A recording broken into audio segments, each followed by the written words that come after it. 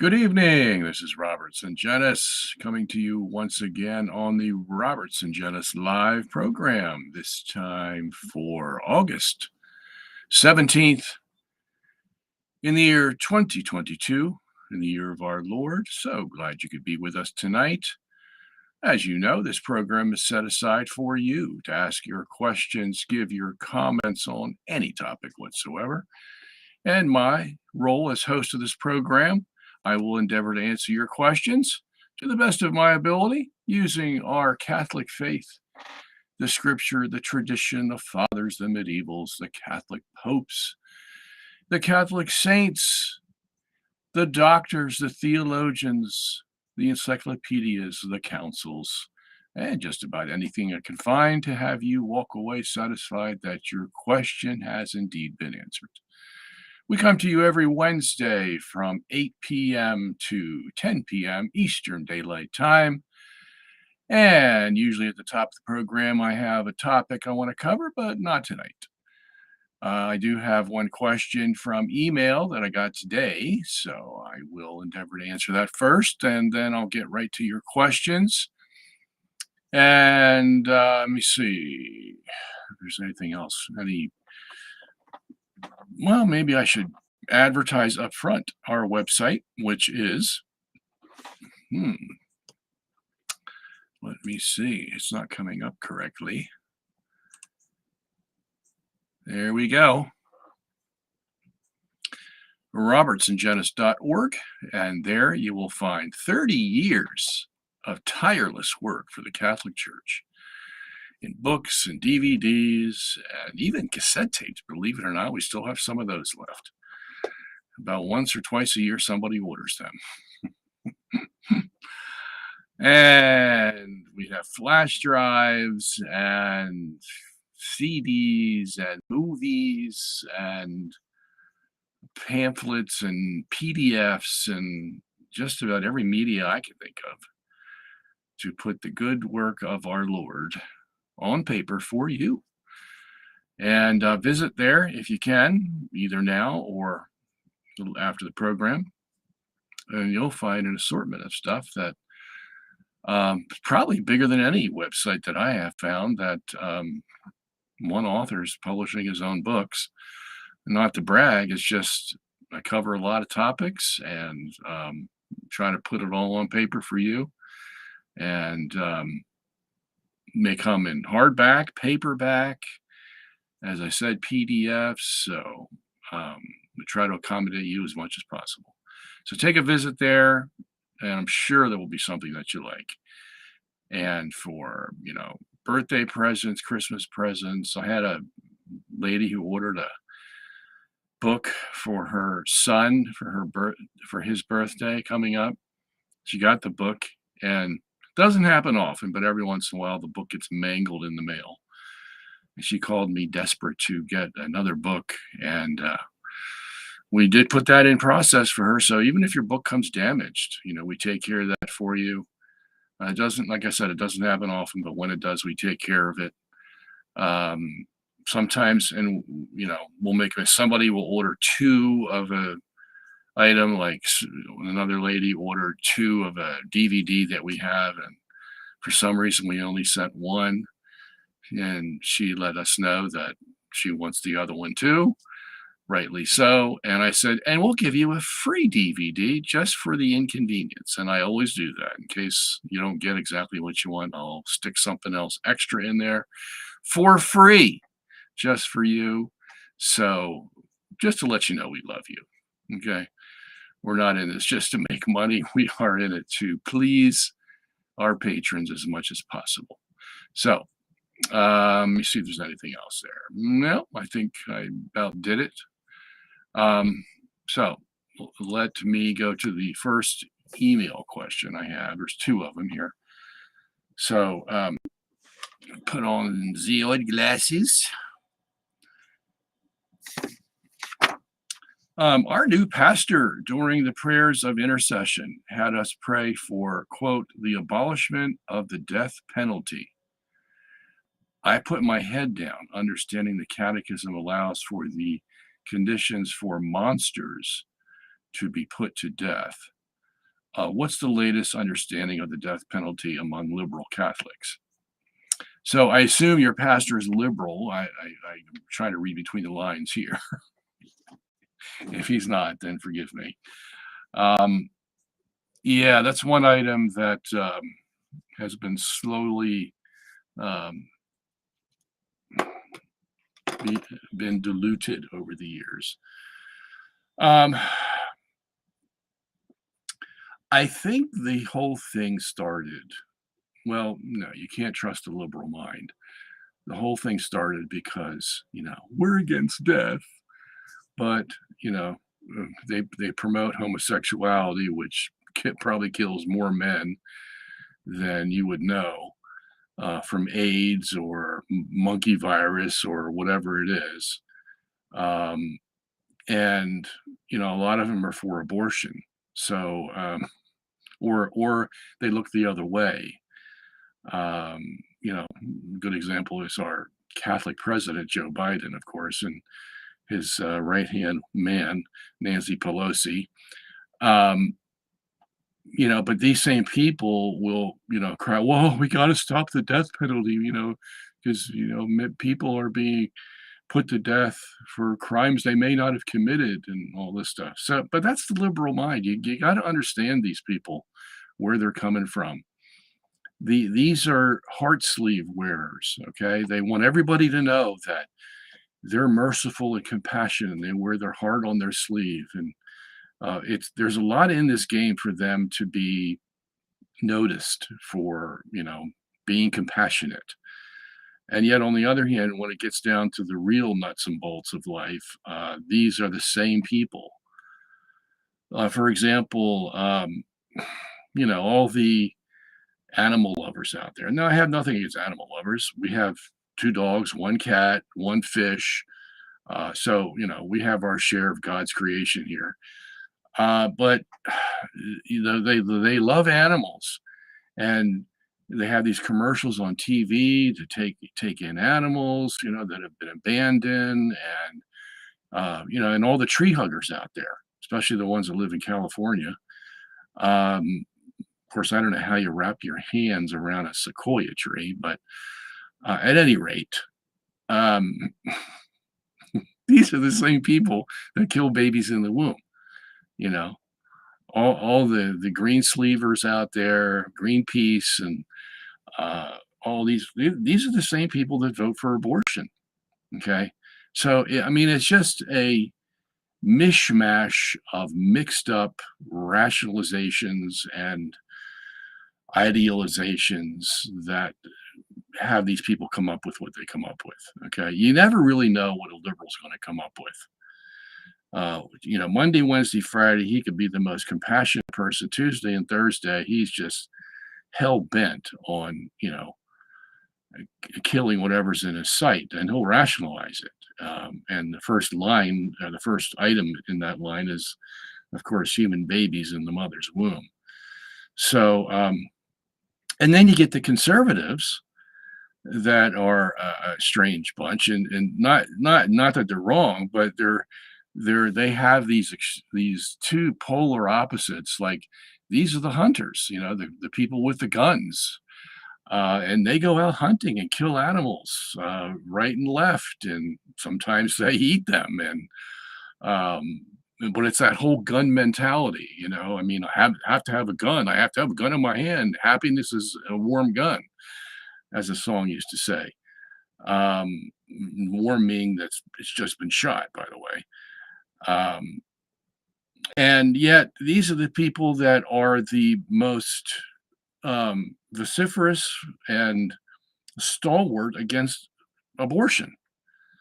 The conservatives who love the guns and don't mind killing things that get in their way, but not humans. So, there's a polarity there, of course, but it's a healthy polarity. And, we can all live with that. So, and at least you can predict what a conservative's going to do. Um, uh, I don't know what made me think of Dick Cheney shooting one of his guys in the face, but I guess it's because his daughter Liz Cheney lost her election bid. Aren't we sad about that? Poor Liz.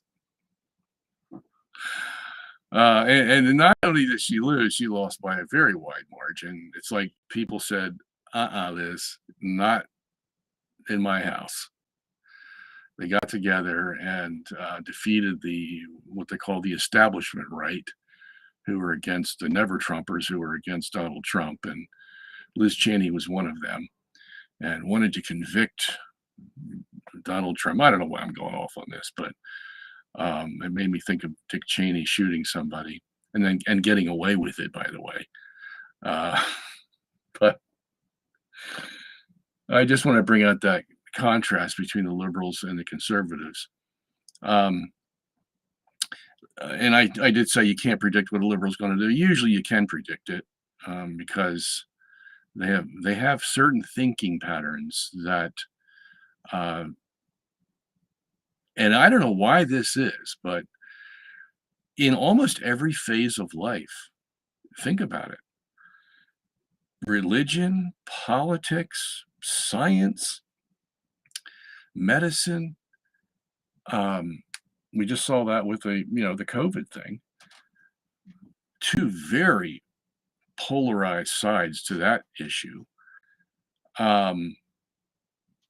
And just about any other category you can think of, the main divide between all of them is conservatives and liberals. And conservatives think a certain way, liberals think a certain way. It's always been uncanny to me that you could pick out a conservative a mile away, you could pick out a liberal a mile away. But the liberals have this, how can I say, they've always been known for this, wearing their heart on their sleeve and protecting life in one sector of life and then the I don't care attitude in another sector of life when it comes to killing. And it's always been puzzling to me. And we pretty much know where the papacy has been the last, 50 years or so. They've all been pretty liberal, okay? And they've all been innovative to a certain extent. And as it goes, they get deeper and deeper into their liberalism, and they want to cover every area they can to make sure that their liberal agenda has given the proper answer to this question, whatever the question may be. And they have put their imprint on society in a very deep way. And as we all know, the area of capital punishment has been one of those. Now, I can see from the development of science, and I'm talking here particularly about DNA evidence, you really have, even if you're conservative, you're going to have to look at this phenomena of DNA evidence exonerating people who have been on death row or people that have already been put on death row. And somehow, some way, they get a good lawyer and they go before the judge and they present the DNA evidence, and at least they'll get a new trial. And 9 times out of 10, that new trial will exonerate them. Now, this has happened, I think, about 250 times since DNA evidence has been developed to this extent in the 1980s. So that's 40 years that we have had 250 people exonerated by DNA evidence. Now, we may all be for the death penalty, but this evidence alone has to make us relook at this issue of the death penalty. We're so proud of our English juridical system that we got. We just took over the English system of a judge and jury and, innocent till proven guilty and all that stuff. We got it all from England. And it works pretty well, okay, provided that your jury is not only 12 people of your peers, but are educated. And not that you have to be a real smart person to be on a jury. I mean, even somebody with a low IQ can figure out whether somebody's evil or good. It doesn't take much to figure that out. Sometimes they're better at it than the more intelligent people, because the more intelligent people have agendas that they go by, politics and all that. And the more ignorant people are actually immune to things like that would move them. But at any rate, even if what we think is the best juridical system, that is a trial by jury of our peers, mistakes are made. Okay, mistakes are made, and when you're going to convict somebody, you have to have 12 in agreement, or it's no dice. And that's if there's a doubt about that person's guilt. There should be at least one or two or three people that voice that in the jury room. And, barring that they want to go home and go back to their normal lives and feel under pressure, the right thing to do, of course, is stay there as long as you have to get to the right decision. But, that's part of life, is that you can think you are 100% certain of something. And I'm not talking about, whether the sky's blue or black, okay? Those things are common sense. I'm talking about the things that you have data, and then you have to put all the data together and connect the dots correctly and figure out what the answer is, okay? And sometimes in those areas where you have to do some calculation, you may be wrong. And believe me, many, many mistakes have been made when the experts have put their brains to work to try to figure out what the answer is. And bridges collapse and buildings collapse and things explode that weren't supposed to explode, and all kinds of things happen in this world. So, we live in a world sometimes where we're not certain of what the truth is. And I can see that as an impetus for people to rethink the death penalty issue. Okay. Not necessarily to change it, because that's going to take some doing, I think. But I can see the trend of thought in that direction. As I said, just because of the DNA evidence. Because the last thing you want to do is convict an innocent person and put them to death. I mean, think about that. Okay. At least the criminal who is convicted of first degree murder and goes to prison for the rest of their lives, and hopefully that is the alternate punishment to death. Not going into prison for 10 years and then getting out, which is ridiculous, of course. But liberal judges do that too. Well, there was just a story today about a man in New York City who has been brought before the judge 41 times for assault and battery on citizens on New York streets. And the last one, he cold cocked a Asian woman walking the other way with his fist and knocked her out. And they found out that this guy has been arrested and convicted 41 times and let out 41 times. So, you're always going to get some of these crazy judges. There's really not a lot you can do about it except vote them out of office. But, they're going to be in there for a while before you can vote them out, if you can vote them out. But at least they first degree murder convictions end up with a life sentence usually. And if it's particularly nasty, then it might be without parole. And at least we know that that's going to happen. If they're not put to death, at least we know that they're going to have a miserable life the rest of their lives for 10, 20, 30, 40, 50 years. And some people think that that's worse than being put to death, because now you're going to have to suffer in a cell and be victimized by all the people in the prison, and have that for the rest of your life. That's pretty, you know, I think I would rather die than have that. So it's not like they're not going to get punished. Like, if we have objections to capital punishment, some people think, well, they're going to be let free. No, not usually. Okay, there you may have a couple of exceptions to that rule, but not usually. So at least we know that. Okay, so and I make fun of the Greenpeacers and all those kinds of people, the tree huggers and all that, but they have done their part too.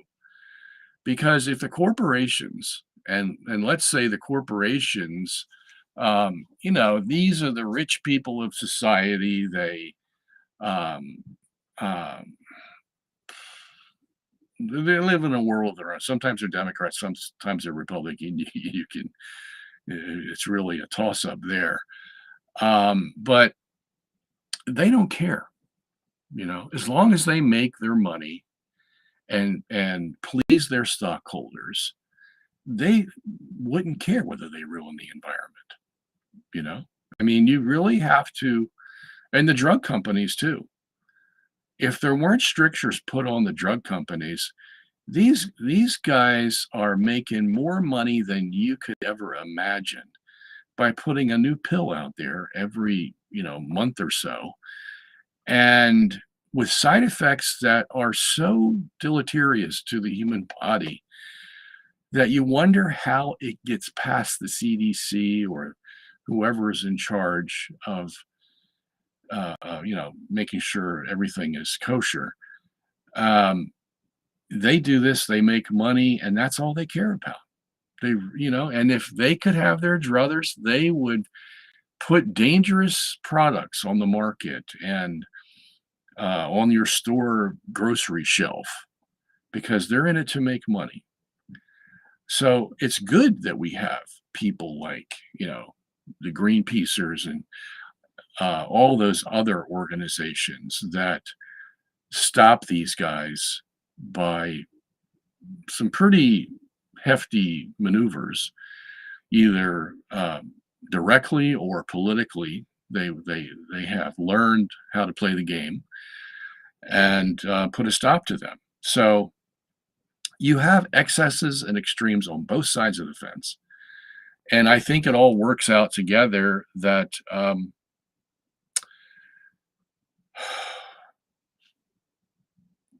we can still live here. And I can still come on this program after I've had, something to eat, and took a little nap before I came, and everything's hunky-dory here in Greencastle, Pennsylvania. Why is that? Well, somehow things always balance out, and we happen to be able to live without having a catastrophe every single day. Because that's what would happen if we didn't have normal and normal checks and balances in society. And are looking at the death penalty again.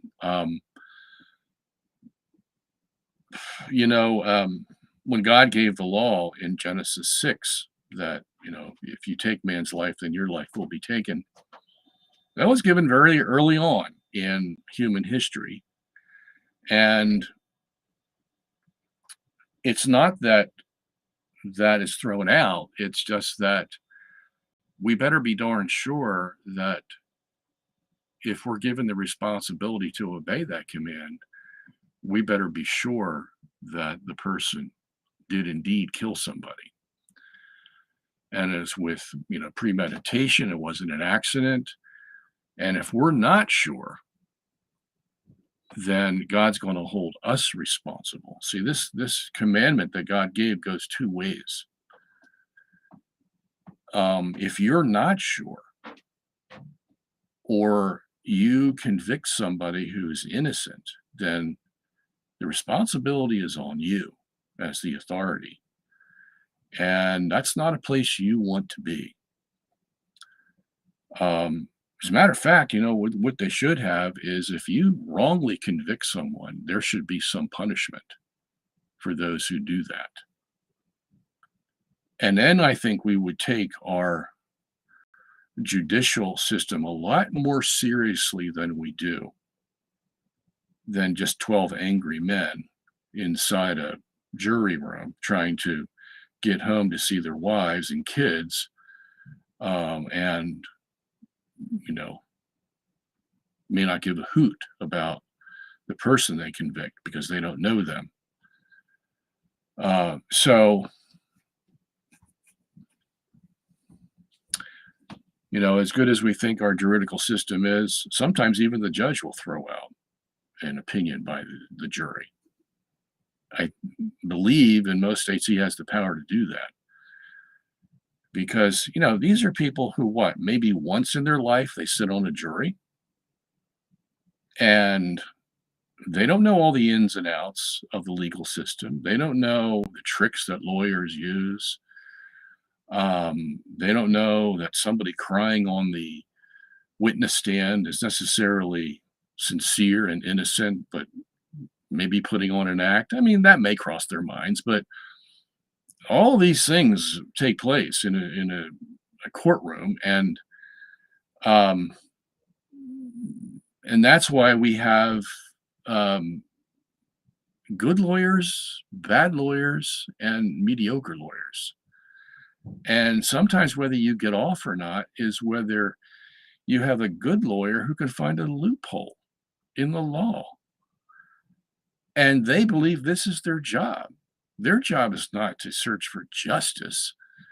Their job is to make sure their client gets exonerated. That's why they're paid. They're not paid by the court to bring justice.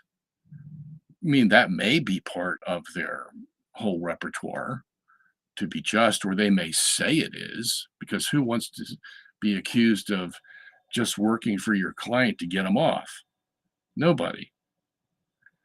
All the lawyers want to be held up as, stalwarts of justice. But the truth of the matter is, the good lawyers are the ones that, they can find the loopholes, or they can cajole the jury. And, that's why we have jury selection, wherein both the, prosecutor and the defending attorney have to decide what jurors they want.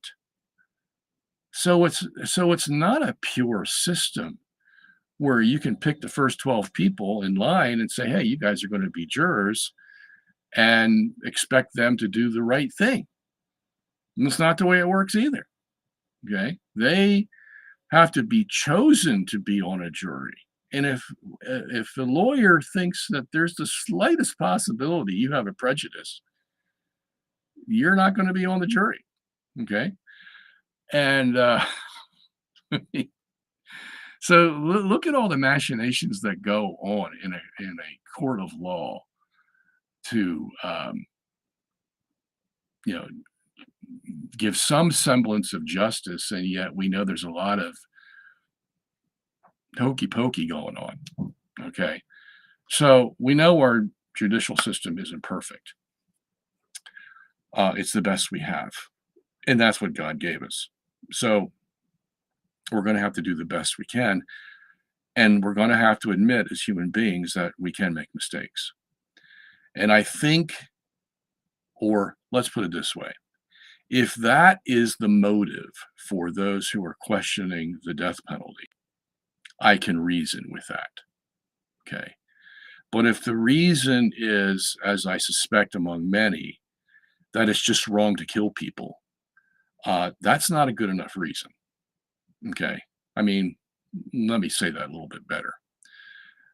If you think it's wrong that when you convict someone of murder in the first degree, that it would be wrong in any case to kill them as a punishment for their crime,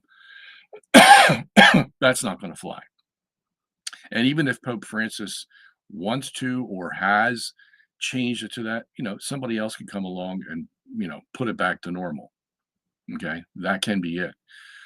So far, I think Francis has been, um, even for a liberal of his color, who probably deep in his heart, thinks it is wrong to um, execute someone for first degree murder. I think he is astute enough to know that the whole history of the church is to be in consideration when he makes his final decision. Um, and if and when that comes down to a case of Catholic doctrine, not something that's just in the catechism, um, that I think he will take into consideration. Okay. Um, some people might believe that putting a restriction on capital punishment in the catechism is another trial balloon, see what kind of reaction he's going to get. Although it's a strong reaction from him, to put it in the catechism, that's not Catholic dogma. Okay. So at least we have that room between the catechism and dogma where this thing can still be adjudicated by hopefully more astute minds than Pope Francis, if this needs to be addressed again in the future. So, okay, so I don't know why I spent 35 minutes on that one, but sorry about that. All right, let me try to do this next one quicker.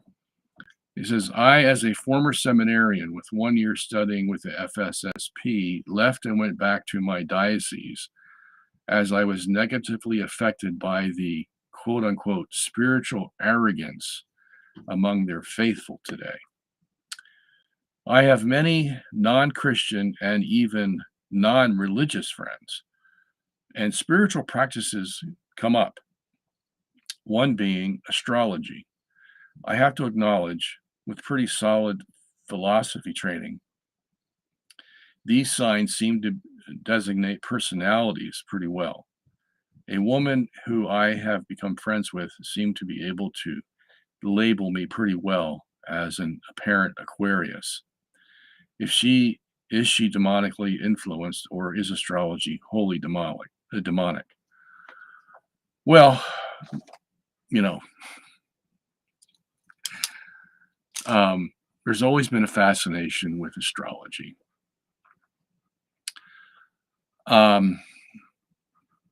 Let me just say point blank, it's not of God. Okay. I'm not too sure it's of the devil in the sense of being demonic, because the devil doesn't use it, as far as I know. It is used of people who want to have some authority to back up their delving into human personalities and seeing certain patterns. Okay.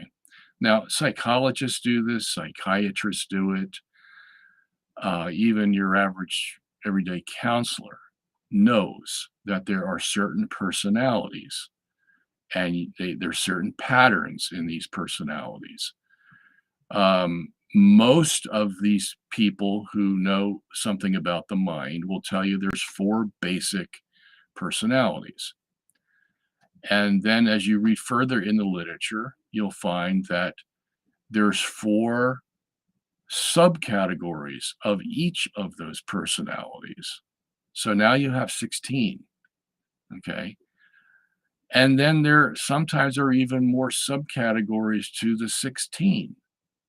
Not often, but you will see that at times.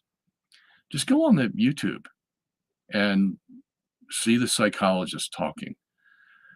They all follow these patterns in judging human behavior, human personality. Okay. So we know there's quite a variety out there, but what we also know from this variety is there's quite a bit of overlap. Okay. Now, my wife is into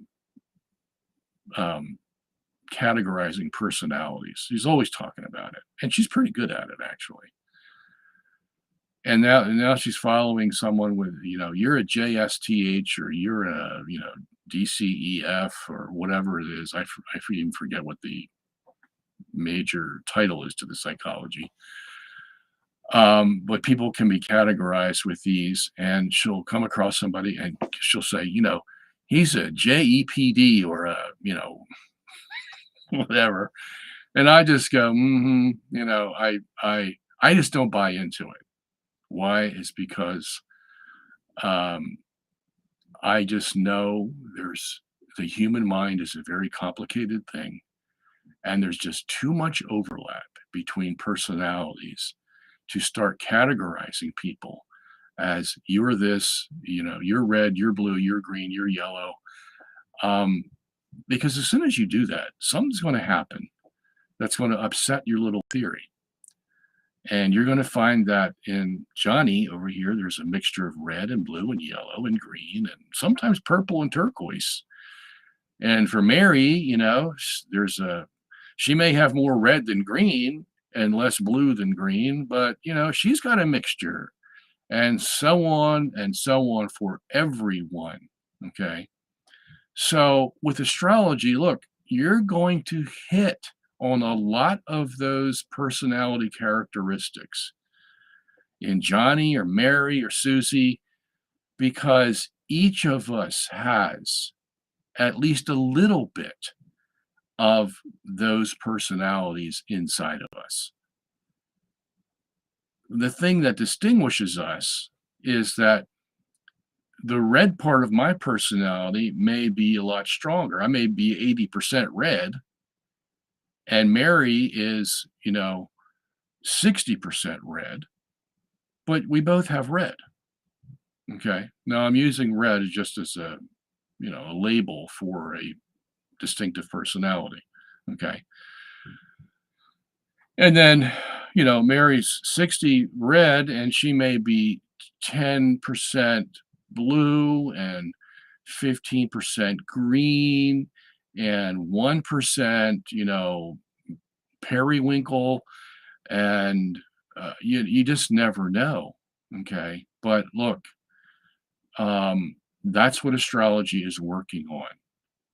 You can name,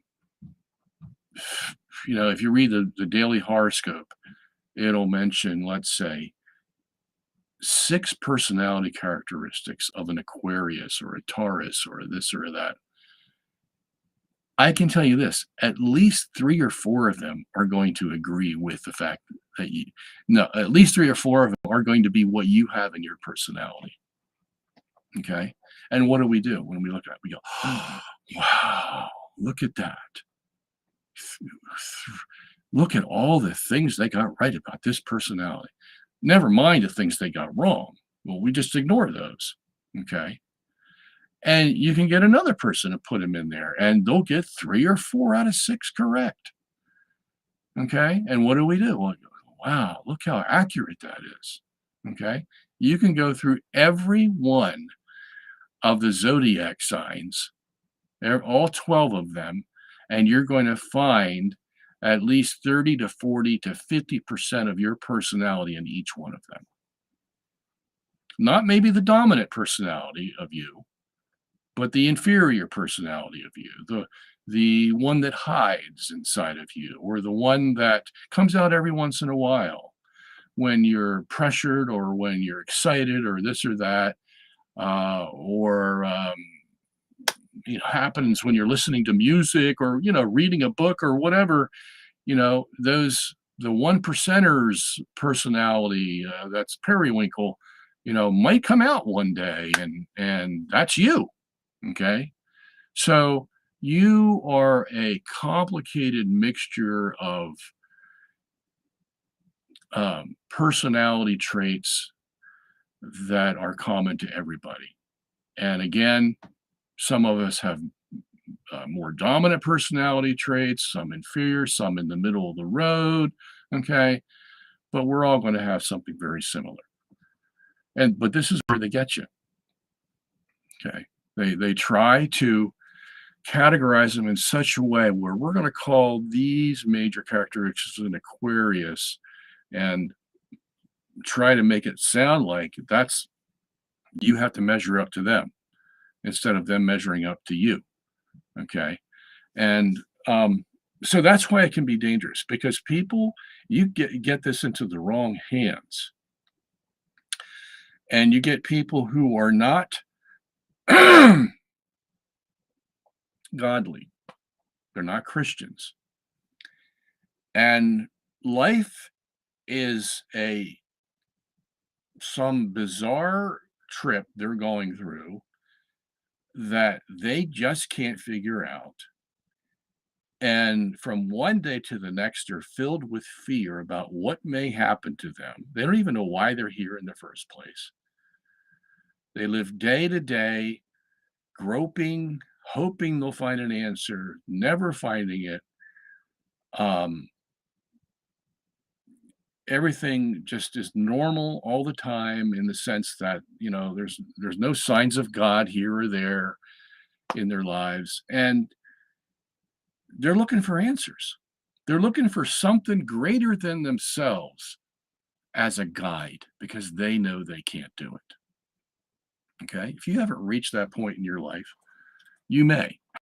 Okay. And Christians already have an answer to that.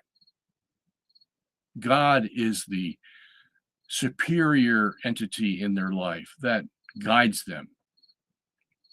And they have something they can look to that's greater than them, that they can find answers to. But most of the people in the world don't.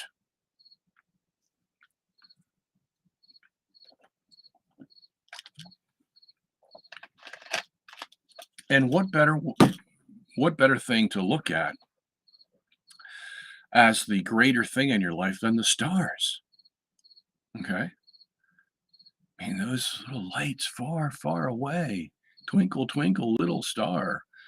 It's like they're above us. And wow, wouldn't it be nice if just we could figure out those patterns the stars are communicating to us and have a guide to our life? Yeah. Well, see, the devil knows that too. And so do people who want to use and abuse you. They know that's what you're looking for. Okay. And it's just like people that get hypnotized. You can't get hypnotized unless you want to get hypnotized. And those are the kind of people they look for too. The gullible people. Usually the way it works out is at least 1/3 of the society is gullible. You can tell them anything and they're going to believe you. Okay.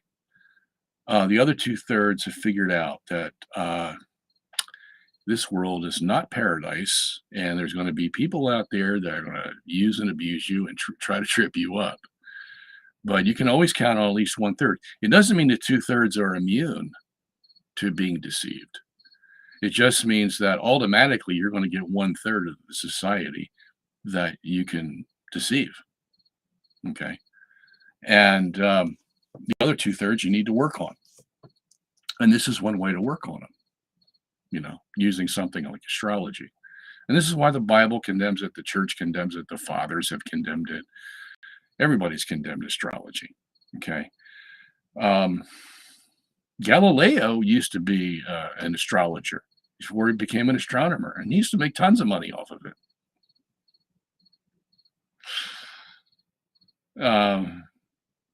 Anyway, that's another subject.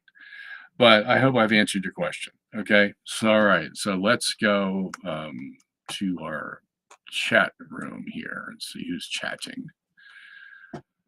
Question. John Smith says, If you were Pope, what is the number one thing you would change or fix?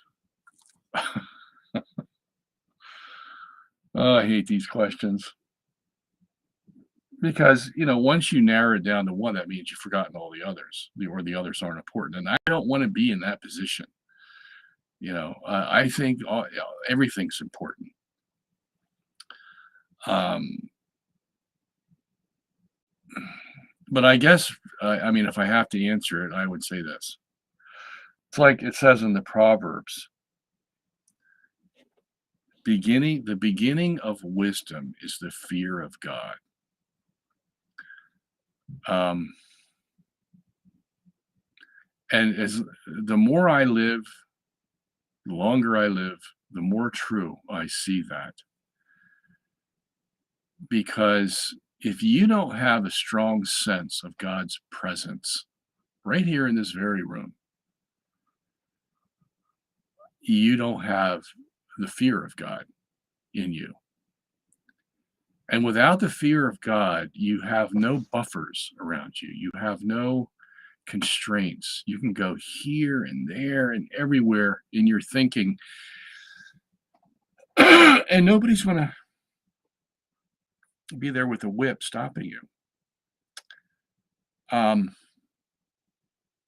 that's what's dangerous about men. I mean, if men don't have the fear of God in them, and you can think of stories about men who've come to the doors of the Vatican and were ready to break them down and ransack the Vatican.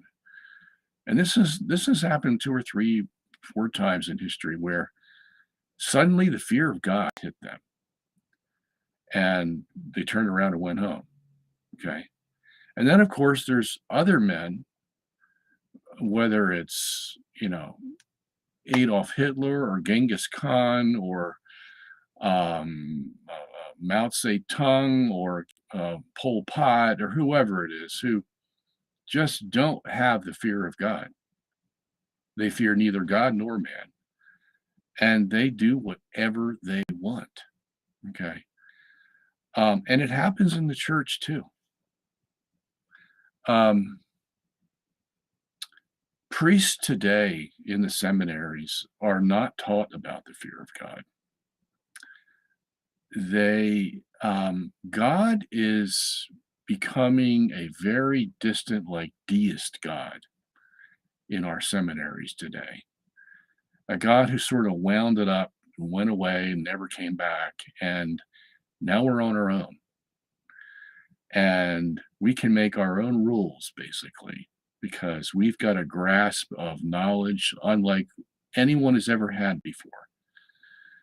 I mean, who can make telescopes like the new James Webb telescope and look out to the far reaches of space like we can? Nobody in the whatever thousands of years you think we've been here has even come close to that. They didn't even know there were galaxies up until the 1930s, and then only in America and a couple of other countries, maybe Russia or France, England. I mean, the majority of our human history. But now today, we can make drugs and we've got cell phones and jet planes and I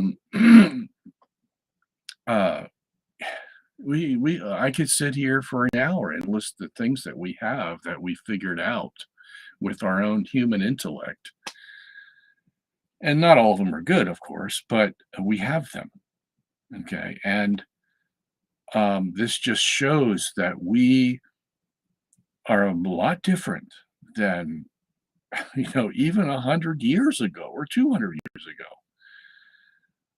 So in that sense, we think that, and they've dissected the Bible now, and they think Moses never wrote the Pentateuch. It was written by some Jew who came out of Babylonian captivity, and we've basically undermined all of the Bible, and we've just said all those stories about Jonah and Noah's flood, and all that's just fiction, and our human writers write like that. And, you know, um, the Bible's just a book of stories and moral teachings written by people long ago who really have no concern of us anymore.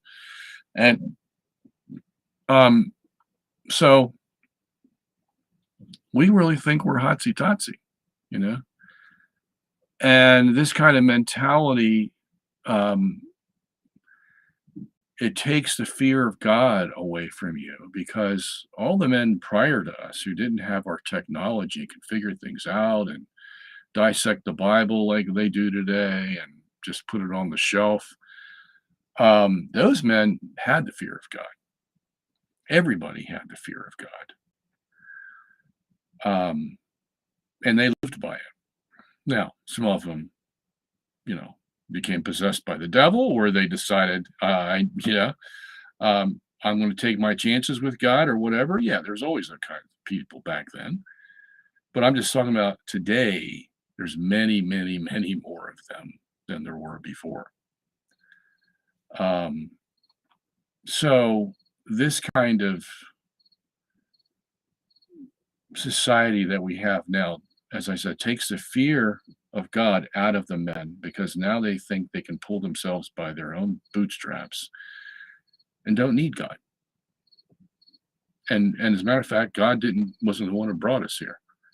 We were brought here by a multiverse or an infinite universe, and we can show you in physics that these quantum fluctuations can make a whole universe and do it, over and over and over again from infinity onward.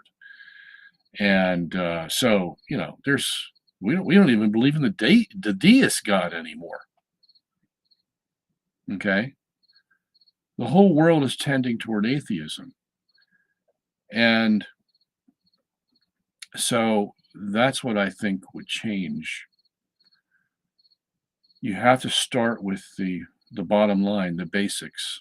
And if men don't have the fear of God, then it's hopeless. It's hopeless. Our whole gospel depends on men having the fear of God, knowing that there are two choices. There's not three or four. There's no neutrality. You've got two choices. You're either going to go with God or you're going to go with the devil. And that's it. And they need to know that if they don't choose God, even if they don't want to, even if they find it hard to do, at least do it because the fear of God that's in you tells you he's going to judge you. And it's not going to be, slap on the wrist. Okay. That has to be instilled in men. That's why the gospel works. It's why I even bother to do this every day. Because I'm hoping the fear of God is still in men. Okay.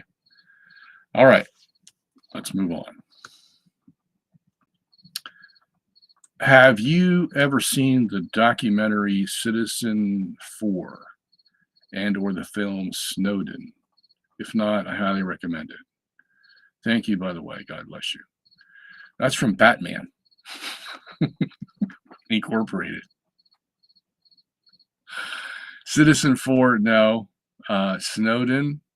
No. What do I know about Snowden? He's the Snowden. See the guy that spilled the beans on the U.S. secrets or something?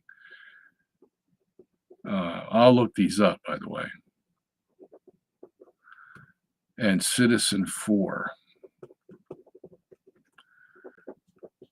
Okay. All right. I'll look them up and I'll report back to you, Batman. Let you know what I think. Okay. All right.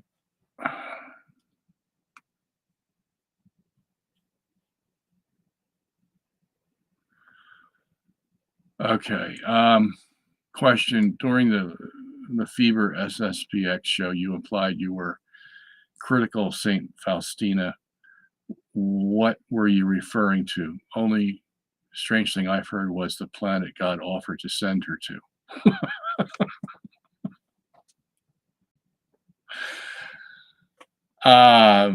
Well, Turtle, you just reinforced my hesitation about Sister Faustina. Look, I just want to let you know up front, I have nothing personal against Sister Faustina. Okay. All I know is there's been some controversy about her authenticity from John Paul II, and the people around him. Um, and to be very honest, I don't know a whole heck of a lot about it. Okay.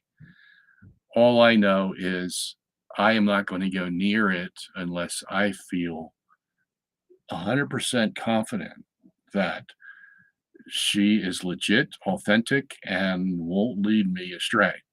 And I do that with anybody. You could put Saint so and so in place of Saint Sister Faustina, and I'd have the same reaction. Okay, I am not one to trying to catch a gnat here. It's been bothering me all night. I am not one to run to the I don't know, how would I call it? I'm not one to run. I will walk, but not run to any person who displays extraordinary gifts or teachings or knows a lot of people or this or that. I am very cautious about that. Okay, and I got him. He's dead. That's what I get for leaving my window open. All right. Because see, my faith is not built on those extraordinary things. I'll take what God gives me as long as I know it's legitimate, authentic. But I'm not going to go searching for it. Okay. Because I have just seen too many horror stories of people pretending to be such and such or thinking they are. Maybe they're innocent as far as doing anything evil, but they think that God's chosen them. They think that God has given them visions and dreams and allocutions and this and that. Okay. They come by the truckload. And all you need to do is examine a few of them and you begin to see, oh my gosh, this person, whether they're being evil or not, they're making it up. Okay. They're making it up in their own mind. And that's easy to do. Okay. It's easy to do. One of the greatest temptations we have as men and women is to think we're something special and that God's communicating with us and that we have a responsibility to communicate that to others. And when I say communicate, I mean communicate directly, like come into your mind somehow. Okay. I know for a fact that that does not happen very often. And when it does, the church will approve it and we can be satisfied, at least as far as that goes, not to be deceived by it. Okay. But when there's a controversy about someone like that, I mean, I feel the same way about Anne Catherine Emmerich. Okay. Some of the things that she has said are so bizarre that I just know she's making it up. Okay. That's my opinion. And I have the right to that opinion. I do not go after what Anne Catherine Emmerich says about anything. And there's a lot of other, and a lot of them are women, by the way. Okay. I don't know where they all come from, but there's just a lot of them I just am very skeptical about. And I've read them and I'm just not a fan. Okay. So it's not like I'm trying to pick on Sister Faustina. Okay. I'm just that way about everybody. I've lived too long and been through too many bad experiences to let down my guard, so to speak, and accept everybody that comes along and, that has a message. So, but no hard feelings, okay? I'm just trying to do the right thing, okay? All right. Question. Is the curse the Jews placed on themselves in the gospel still ongoing? Let his blood be upon us, on our heads and our children. Or was it just for that generation? Thank you so much. Okay, so this needs to be taken apart, put back together, because there's a lot of conflicting ideas here. Okay, first of all, in Matthew 27, when the woman from the crowd shouted out, "Let his blood be upon us and our children," that was her. Okay, she wasn't a prophetess. She was saying what the majority of the Jews felt, not all of them. And as they were led in that direction by the chief priests, the Pharisees, the Sadducees, everybody was in on it. She just blurted this out. Okay, but it's not a prophecy, and it's not like God inspired her to say to Jesus, "Let his blood be upon us and our children," as if that had now to be fulfilled. Okay, now it is true, of course, that as she said that, the judgment of God did come upon the Jews. Okay, so in that sense, her own statement, coincided with what the future held for the Jews. But that doesn't mean that she was prophesying and that this is something God had to fulfill because this woman prophesied it. Okay, this woman is just stating her own opinion. But it's important that we know what she said because she's basically speaking the same thing everybody else is thinking. Okay, we don't care about this Jesus guy. Okay, and people used to talk that way all the time. If I'm wrong, God damn me. We say that even today. People out of frustration or whether. So that's what was going on in that situation. Okay. Now, as far as the Jews being judged, look, this was prophesied in the Old Testament. I don't know how many times by how many different prophets that God was going to judge the Jews for rejecting him.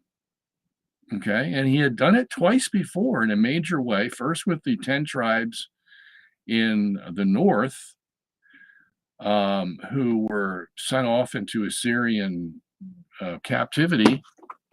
I'm trying to get the net again. In 722 BC, and then there were 2 tribes left. Okay, so obviously God's judging them, right? Because there's only 2 tribes left, and they go bad. And so they're taken into Babylonian captivity in 587 BC. And they're there for 70 years. And then God allows them to come back to start over again. But look, these people are not the same. They're lucky they're surviving. Okay? And they come back around, 458 BC under Cyrus, okay, the Persian king. They're not strong enough to come back by themselves. So God, has a history of judging the Jews for their sins. And the same thing is prophesied about the time when Jesus came, that God was going to judge the Jews, the majority of them, and only a remnant would remain faithful. And that's what we have today. Okay. There's 14 million Jews in the world, and there's a couple thousand that have not bowed the knee to Baal. as Paul says in Romans 11. Okay? You have the same remnant that you had 2,000 years ago. As a matter of fact, they had a remnant of faithful Jews in the time of David and Solomon and all the kings of Israel. There was always a remnant of faithful Jews. Thank God for that. But the majority of them just blew God off. And talk about no fear of God. Oh my gosh. So it's not something out of the ordinary that God would judge the Jews in the time of Jesus. Okay? This was prophesied long ago, and they never changed their stance, the majority of them. Okay? And it's going to be like this until Jesus comes back the second time. There's only going to be a remnant of Jews who are faithful and accept Jesus Christ as the Savior. That's it. Okay? And that's Paul's message in Romans chapter 11.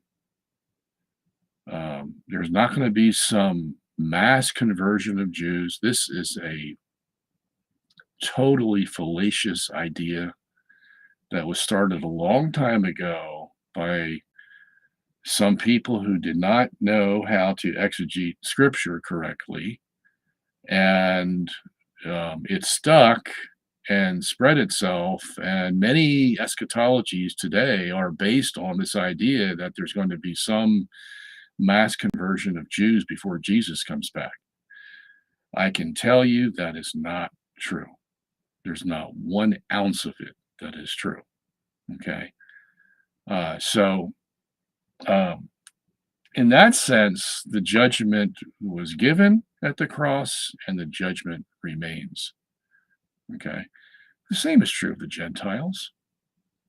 There's not going to be some mass of Gentiles that are going, there's going to be a remnant of Gentiles also. Okay.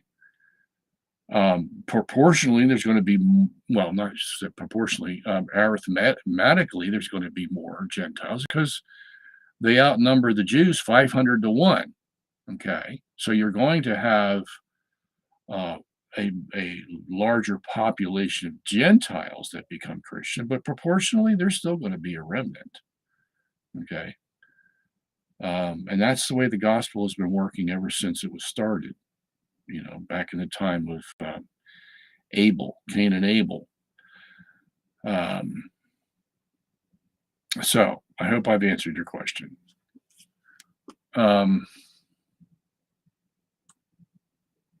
Question regarding women head covering during Mass. Does any head covering suffice? While the veil is traditional, what about other head coverings such as hats, scarves, etc.? Yeah, the church doesn't get into that. It just says women should have something that resembles a covering on their head. I mean, sometimes when my daughters forget to bring their veil, and they all wear veils at even the Novus Ordo Mass, they'll put on a little hairpiece and that'll suffice. Okay. Now I don't want them to practice that, but in case they don't have their veil, okay, so you use something else. I remember when I was growing up as a Catholic in first grade, we used to go to Mass during Lent. Every day we went to Mass during Lent. And, a lot of the girls forgot their veils. And so they put a Kleenex, a tissue on their head. So, and that sufficed. God's not going to be some ogre looking at, where's your veil? Get that veil on, or else I'm going to, send you to fire. He's just not that kind of God. Okay. So, so I hope I've answered your question. Okay.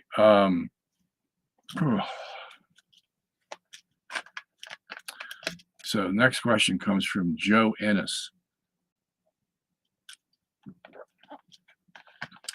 When Jesus said to Martha, wait a minute, there's no question here.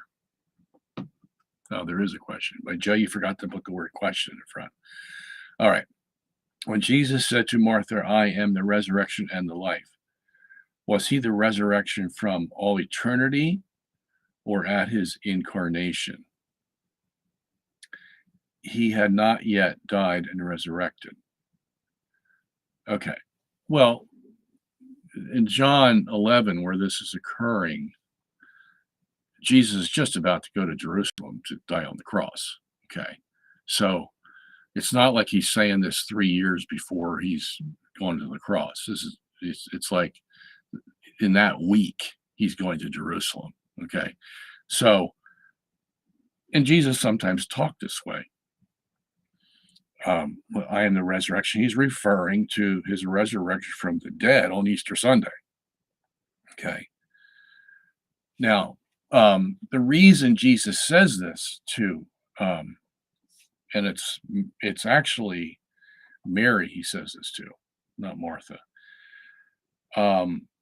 Mary says, because Lazarus has just died, okay? And she says, if you had been here, he wouldn't have died. And Jesus says, do you believe in, I forget exactly what his words are. Do you believe in the resurrection? And Mary says, yes, I believe in the resurrection of the last day. Okay. And that's pretty significant because, first of all, it shows Mary's pretty theologically astute because she knows about this resurrection of the last day. And that word last day, eschatos hemeros, is used only 6 times in the New Testament. And one of them is here in John 11. And that's pointing to the last day of the bodily resurrection. Okay. So in other words, when Jesus says, do you believe in the resurrection?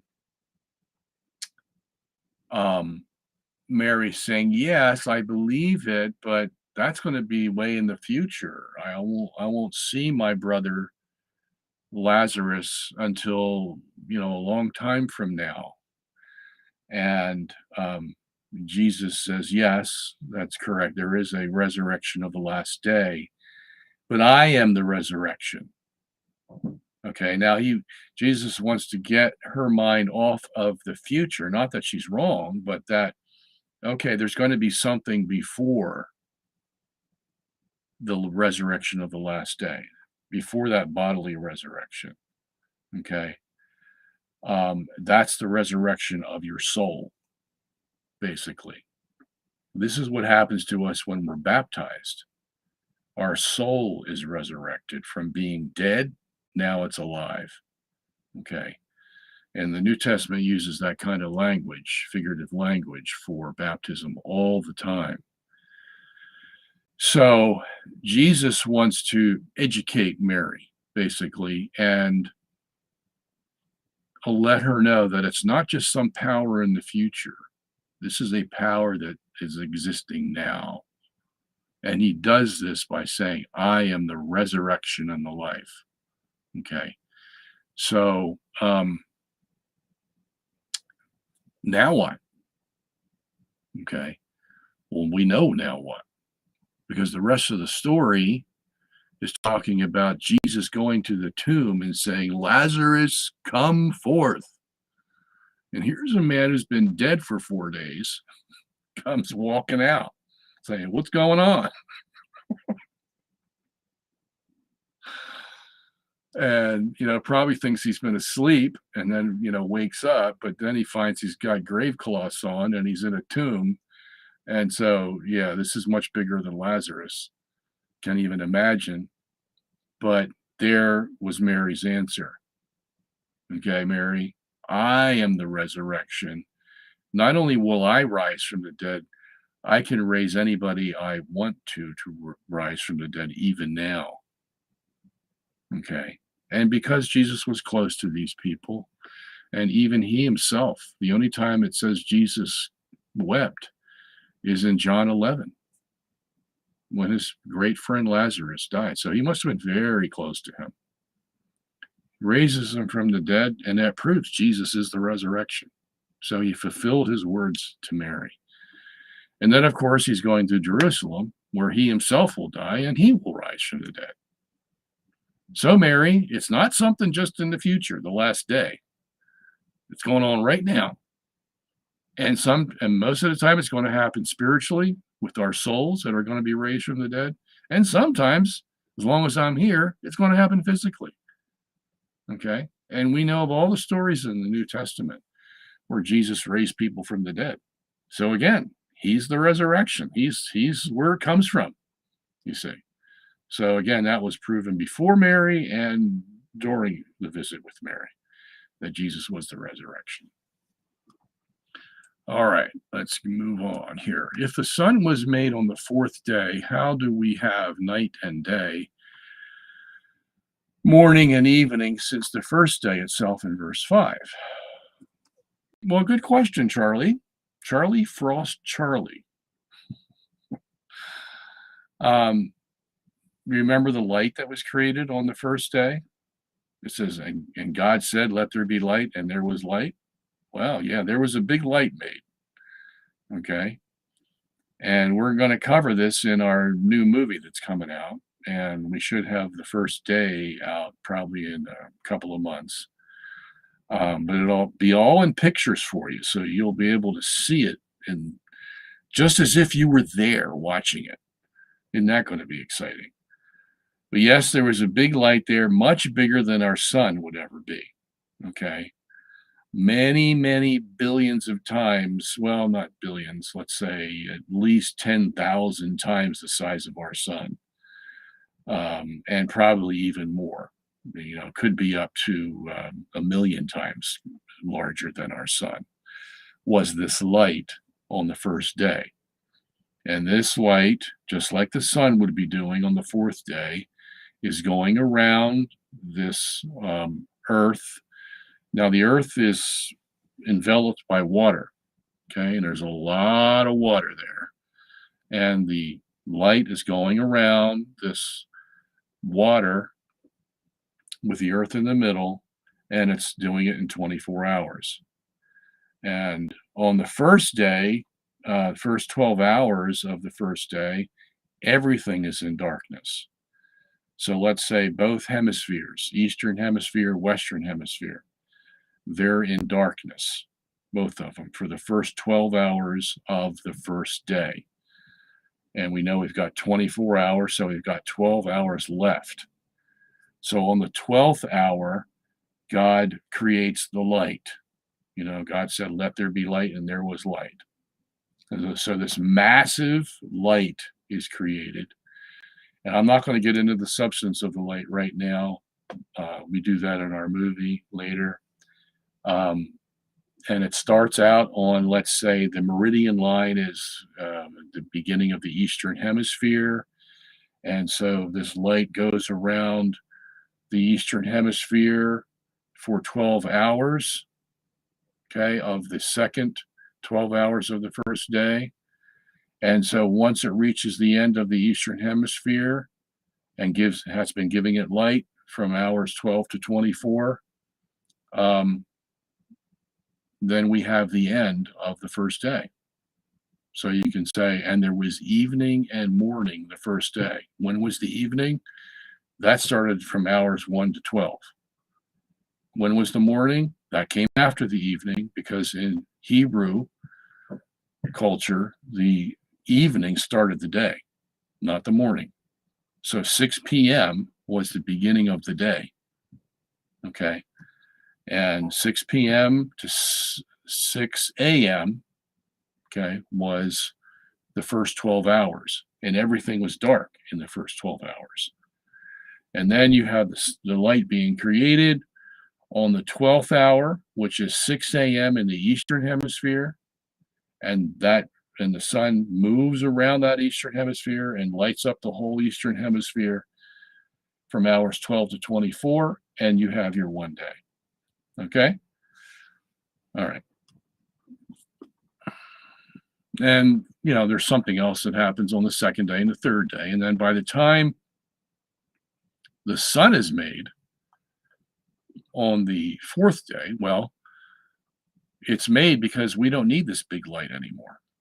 Okay. This light that it could be a million times bigger than the sun. We don't need it anymore because it did its job in the first part of the creation week, days 1 to 3.5, basically, and then it dissipates into the heavens.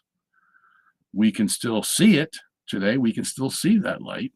Okay, astronomers have seen it, and that will be in the movie also. Okay, we have two sources that report seeing this light, and the way they say it is we've taken out all the light from the stars, the galaxies, the quasars, the this, the that, whatever's out there, and we still have 50% of the light left in the universe. Well, where's that coming from? Yeah, well, this light that God made dissipated and it's still out there.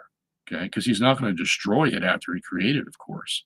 Okay, but we don't need that light because it had a big job to do because all of the water was ice. See, before the light came, the temperature was 0 and it was all ice that was covering the earth.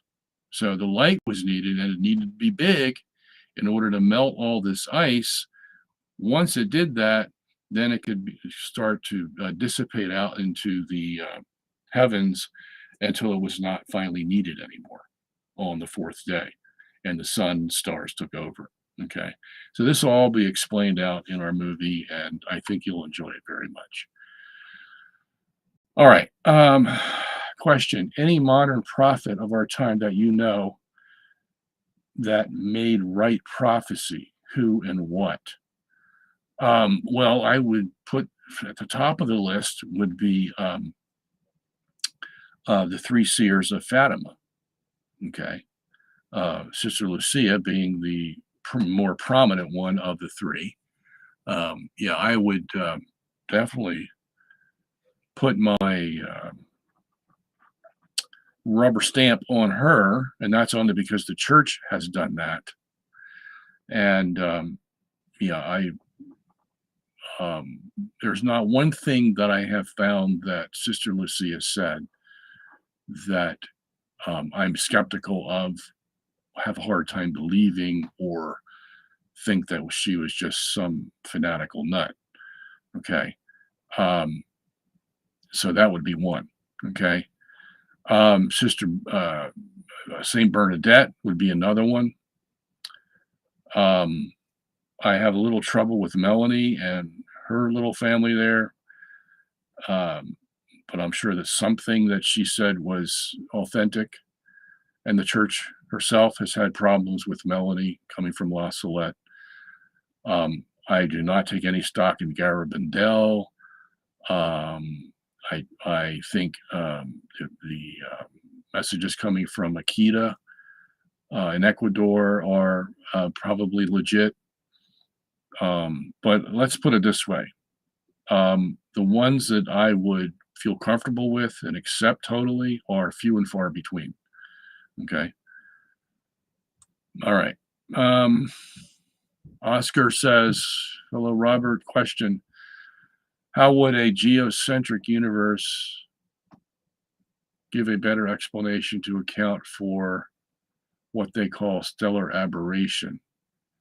What are the advantages of the geocentric model? The advantages are that the geocentric model is not hampered by a limited speed of light, number one. Okay, and current scientists who believe in heliocentrism have had a real tough go trying to explain stellar aberration. Because if you go by Einstein's limited speed of light, that's c, you're going to have a tough time. Okay. The geocentric model, because it allows the universe to rotate, is not going to have a limited speed of light. because now you have an accelerated frame.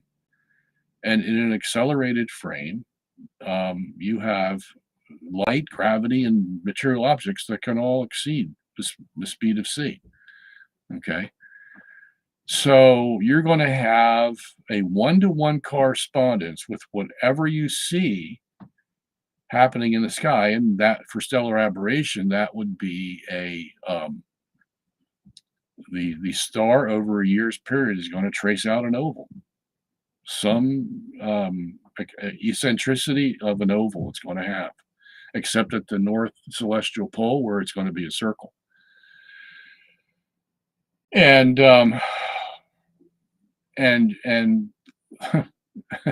since there's a one-to-one correspondence with the light coming from the star and reaching Earth that we don't have to worry about in the geocentric system, okay? And we know that the universe is precessing both vertically and horizontally so that it forms a spiral around the Earth as the center of mass. The whole universe does. It's spiraling around the Earth. What's it going to draw in the sky? It's going to draw an oval. Okay. And since the horizontal shape of the eccentricity of the oval is going to be 186 million miles, because it's using the ecliptic between the Earth and the Sun. And the vertical oscillation or precession is going to be about 75 million miles. Well, that means that the horizontal is about twice as large as the vertical. And what's that going to make? It's going to make an oval. If you look at that star at 45-degree angle, you're going to see an oval where the major axis is twice as long as the minor axis. Okay, so if there's anything that we've got on them, it's stellar aberration. Okay, I mean, but there's many other things we have on them, but we certainly have answered stellar aberration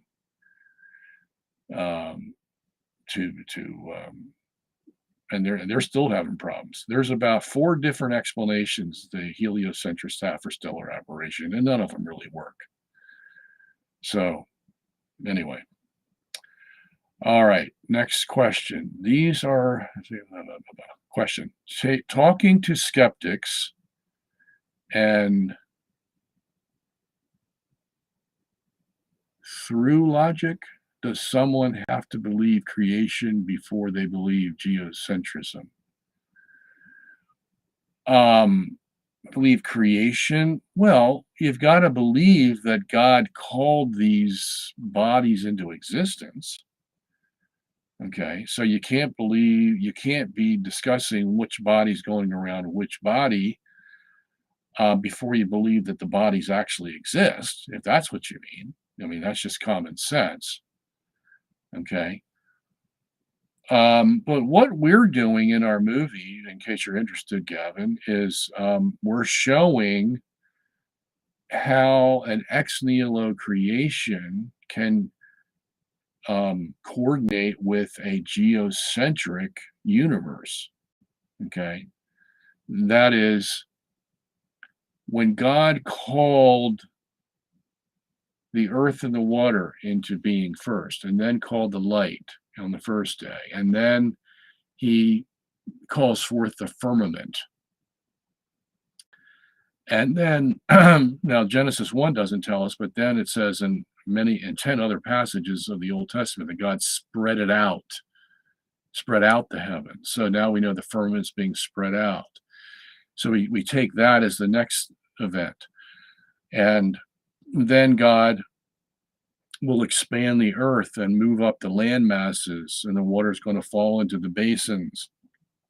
And then on the second half of the third day, he's going to make the plant life, the trees and everything. And then he makes the sun and stars, moon on the fourth day.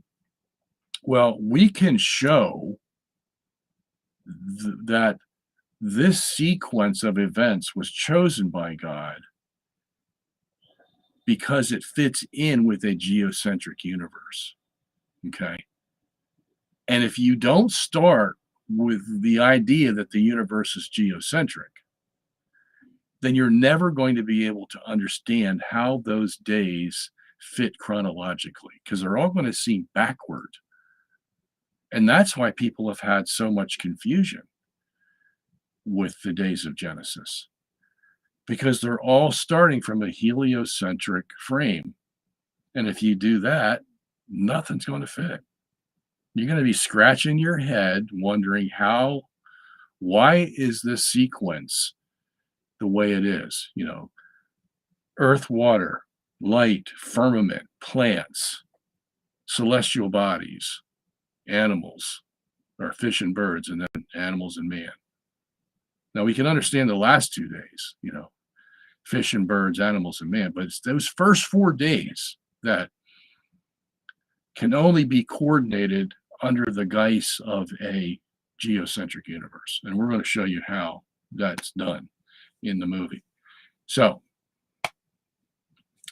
we're all excited about it, and hope you are too, because this will be the first of its kind ever given to mankind. I say that as confidently as I can. Okay, I know it's might be a stretch to some people, but nothing like this has ever been done before. Okay, especially as graphic as we're doing it. And believe me, I've studied all of the hundreds of books from the fathers, the medievals, and everybody in between and after. And I can tell you that we have basically tied them all together, all the best ideas of all of them. We've tied them all together to make this understanding of the creation days. All right, let me move on here.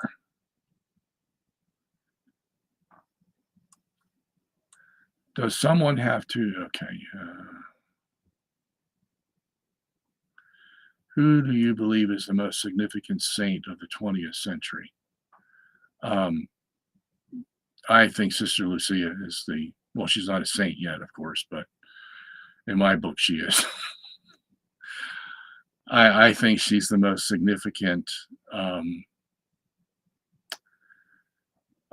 person of the 20th century, at least the early part of the 20th century. That's where I'll have to leave it. I mean, Padre Pio probably is up there too, but I'll leave it at that. Can you explain the general judgment after death and the particular judgment at the second coming? Well, you've got them backwards. It's the particular judgment at your death, and it's the general judgment particular judgment at your death, and the general judgment at the end of the world. Okay. So the reason you have a particular judgment is because God has to know where to put you, basically. And you're either going to go to one of 3 places: heaven, hell, or purgatory. Okay. So, and then you will wait there, if you're in purgatory, until God releases you to heaven, or you'll wait there if it's required to wait there until the end of time. Okay. And if you're in hell, you're going to be waiting for the general judgment, in the sense that you will get a body that will be coordinated and correlated with everything that you're going to experience in hell. Okay.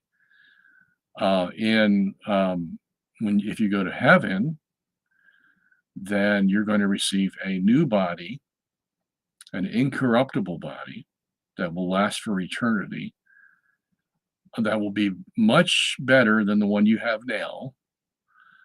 much more glorious, and probably resemble what Jesus experienced on the Mount of Transfiguration as our closest comparison to what our new bodies are going to be like. And you will have that body, and it will be united with your soul when your soul leaves this earth on the last day, if you happen to last to the last day. And if you don't die here on earth, then you will be transformed into your new body in the twinkling of an eye, Paul says in 1 Corinthians 15. So fast you won't even notice it. And then you will meet with the Lord in the air, and you will take place. You will participate in the judgment of the evil angels and the evil people of the world, and you will be sending them to their eternal destiny at that time. And so I hope I've explained it to you. Okay. Question. A TLM priest once told me at one time it was a mortal sin for him to intentionally veer from prescribed liturgical norms. Is there anything like that in canon law today? Any consequences? Yes. Priests are held very rigidly to the things that they have to do, especially when they're saying mass. Okay. So yes, that is in canon law. I can't tell you exactly what the canon is, but I know that is in canon law. And if the bishop ever finds out that he's intentionally doing things other than what are prescribed liturgical norms, he will not be a priest for very long, or he will be disciplined, or something will happen. Okay. So all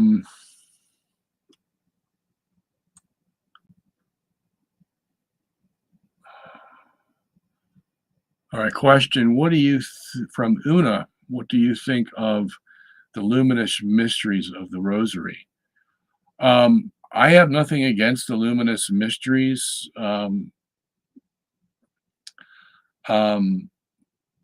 Because they're all about Jesus. I mean, how can you argue against that? Now, some people of a traditional bent, get all bent out of shape because John Paul gave us 5 new mysteries. Look, the rosary wasn't sent down from heaven, okay? And as a matter of fact, I've always wondered why the rosary doesn't include the Immaculate Conception, or Mary's Assumption. So I, as a mystery. So, there may still need to be work done to the rosary. Like, this is not a competition, like there's a proper list of prayers we have to say, and if we go beyond that, or whatever, that something's wrong, somebody's committed a sin, or sacrilege against tradition. No. Okay. John Paul was the reigning pope. He can add or take away from the mysteries as he sees fit, and he gave us those, and that's fine. Okay. And all of them are dealing with 5 instances in Jesus's life about the gospel, so you can't go wrong. All right. So, my opinion, nothing wrong with it at all. I had a neighbor who was exonerated through DNA evidence after 40 years in prison. Oh my gosh. Oh my. You see, this is why I raised the issue. Okay. So she's one of the 250. I think it's up to 253 now. But yeah. What I'd like to know is how old she was when they let her out, and did they compensate her? Because here she is without work, without friends, without family, probably. Everybody's deserted her. And now she's on her own with what skills, with what support. So they better have compensated her. And I'm talking about them in the millions for what this lady went through. My goodness gracious. Oh, it's a neighbor. I'm just assuming it was a lady for some reason. Luna, if you can write back, let us know what was done for her to make up for this absolute tragedy that was cast upon her by the judicial system. So, folks, proof in the pudding right there. My St. Joseph Missal delineates shorter forms of the scripture readings. Do you know how these skipped verses were decided? The past Sunday, they missed key verses on the doctrine of creation. No, and I don't know how they decide them.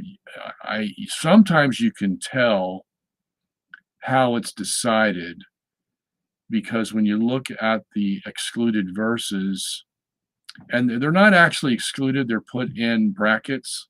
So they give you a choice whether you want to read these verses or not, but they're not required for the liturgy at that point in time. And I've been to several churches where they do read those extra scripture verses that are in brackets. But you can tell that why they do it, because if you read the details inside the brackets, it's not going to add a whole lot to the story that you don't already know from the beginning and the ending. So it's not necessary to read the intricacies of the plot, so to speak, in order to know what the moral lesson is of this passage. Okay. That's usually why they do it. Okay. That's as far as I'm going to go on that. And like I said, you can usually tell that from the things that have been extracted.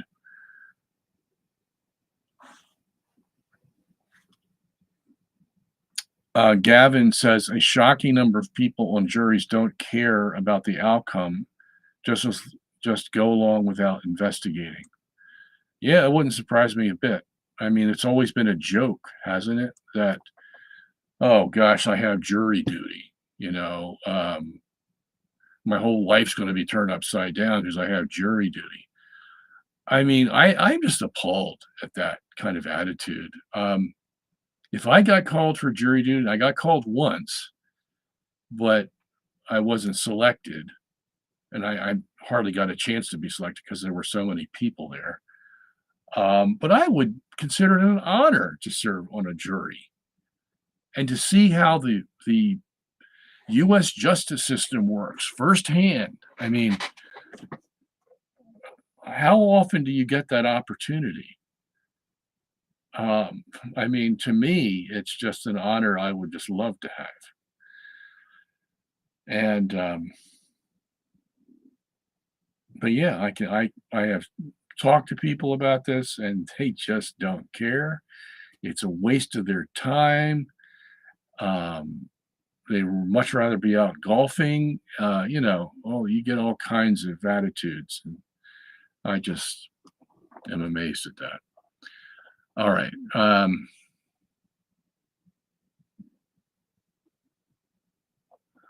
Okay, so they skipped verses 11:3 to 7. Well, that talks about Abel and Noah. And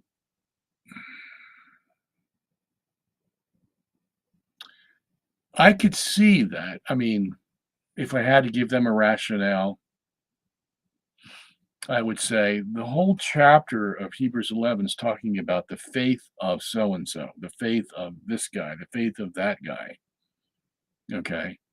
So it first talks about, having faith in the fact that God created the universe.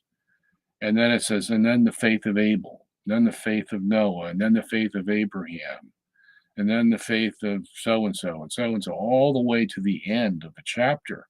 Okay. And he's like giving the whole communion of saints from the Old Testament, so to speak. And he's telling the Christians of that day, follow these people. Look what they went through. And they still believed in the end. Okay. So that's what God wants you to do. It's going to look like everything's turned upside down. Just hang on to the end. Still, nothing's changed with God. Everything's still the same. Just hang on to the end and believe in Him, and you will be rewarded. So you don't need to say that over and over again. I mean, I wouldn't mind hearing about Abel and Noah and their faith. But if I hear about Abraham's faith, that's, I have an example of someone who went through hell and still believed. Okay, just like Abel and Noah did.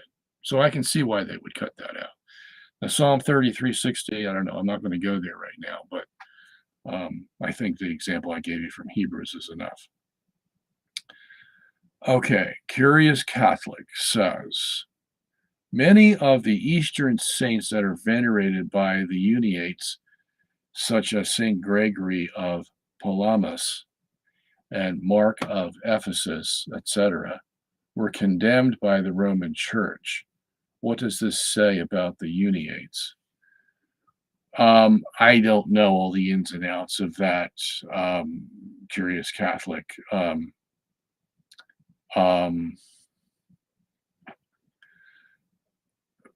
It may be just because, they were in schism, and so the Catholic Church isn't going to accept any of their saints. Okay? Because in the Catholic Church, when you accept someone as a saint, that means they can be prayed to for spiritual favors. Okay?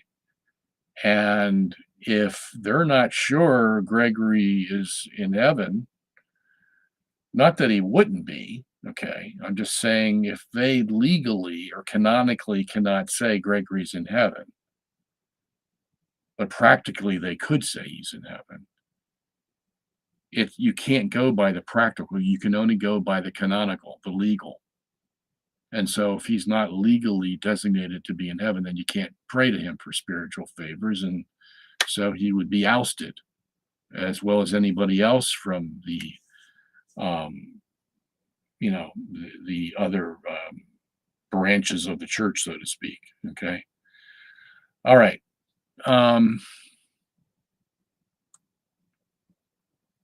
Now, as far as the Uniates are, I have to do some research on that. I don't know offhand, where they stand canonically, but I'm just giving you what the scenario would be if they weren't canonically within the Roman Catholic Church. Renee Calusia. Thank you so much for teaching us that we are one beautiful family on a non-rotating Earth in the center of all the universe. My pleasure there, Renee. All right, question from Flip Stigman. What can I refer to show that canonizations aren't infallible? I know liberal Catholics who've made infallible all John Paul's actions and words. It's annoying.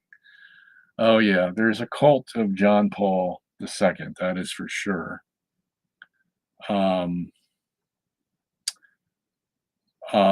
look, go to all the primary sources. The Catholic Encyclopedia would be the first place to start. And look what it says about canonizations. I'm not sure exactly what title you would look under. Saints, canonizations, something of that sort. but you will not find one statement in there that canonizations have ever been made infallible. Okay. I made a diligent study of that because this question bothered me to no end. And I think most reasonable people will agree the church has never. The only ones that say that it is are those who try to use the ordinary magisterium argument. That as well, it's always been understood as being infallible by the ordinary magisterium, and therefore it becomes infallible ipso facto. Not really. Okay. I mean, ordinarily that would be a good argument, but when an instance comes up where you question it, then the ordinary magisterium has to give way to the fact that this has to be a dogmatic declaration of the church and not just something from the ordinary magisterium. Okay. Because you're going to have to prove, if it's the ordinary magisterium, you're going to have to prove that there was never a question about whether canonizations were infallible. And I doubt very much if you can prove that. Okay. If there's just one or two instances where the church has discussed this issue of whether canonizations are infallible, then that knocks out the ordinary magisterium. Okay. That cannot be used as a basis. So, of course, the question has come up because of some of the actions that John Paul II has done, and Paul VI especially.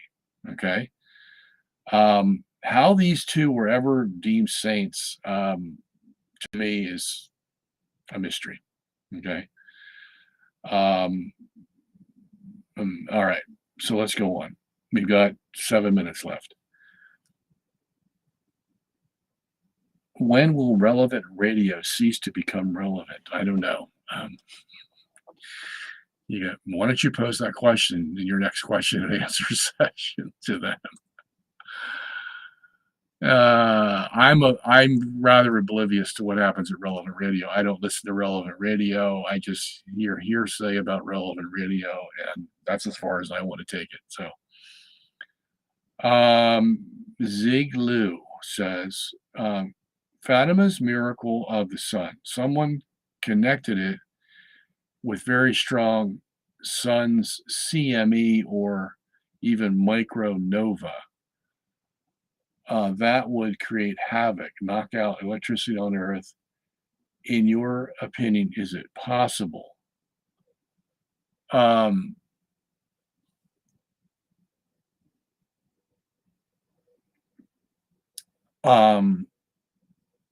Well, I think the first way to attack that question is to understand that it was a miracle. Okay. I mean, you don't want to go the route where you say, well, the heat from the sun dried up the water from the mud and everything and dried up the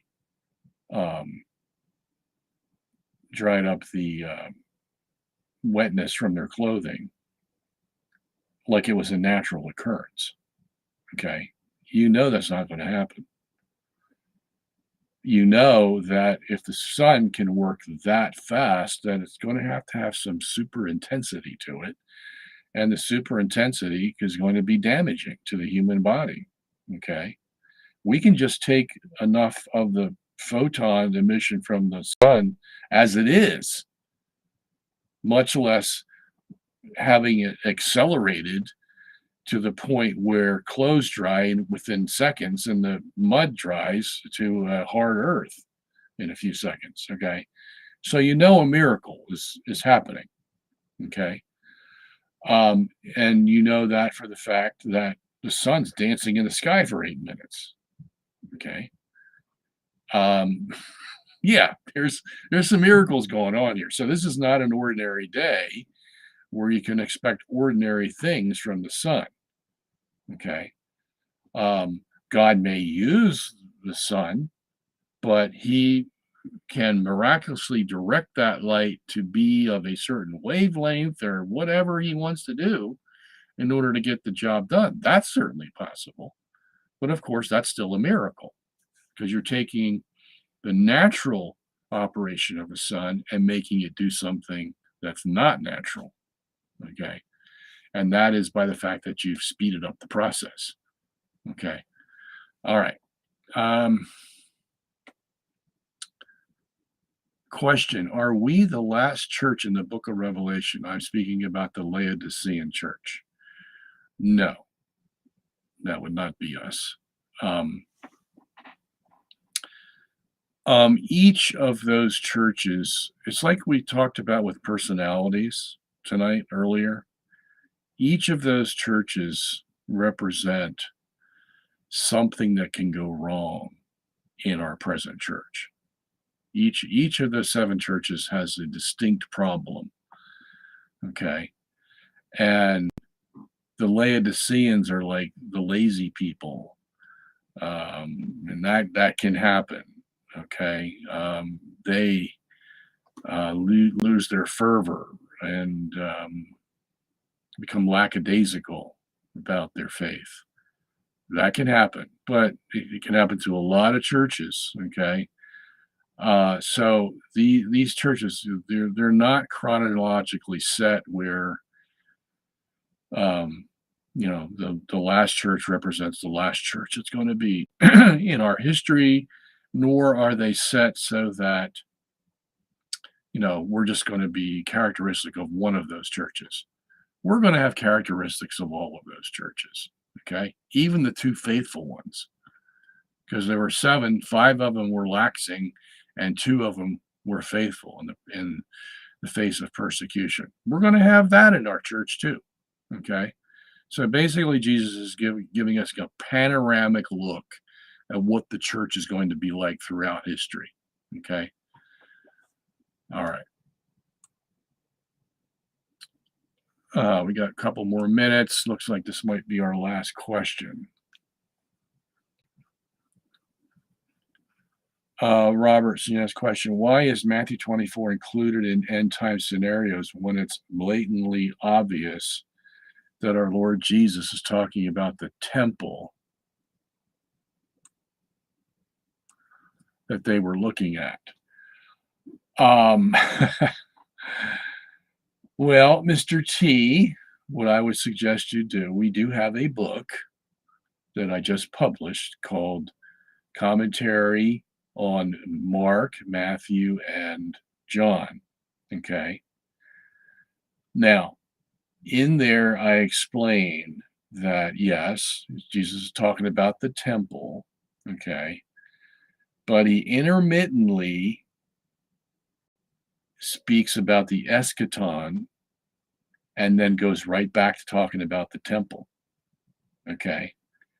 So, like in Matthew 24 or Mark 13 or Luke 21, you're going to get this sort of in and out throughout the storyline where Jesus is speaking about Israel at that time, and then he switches to the eschaton, and then he goes right back to speaking about Israel, and then he goes right back to the eschaton.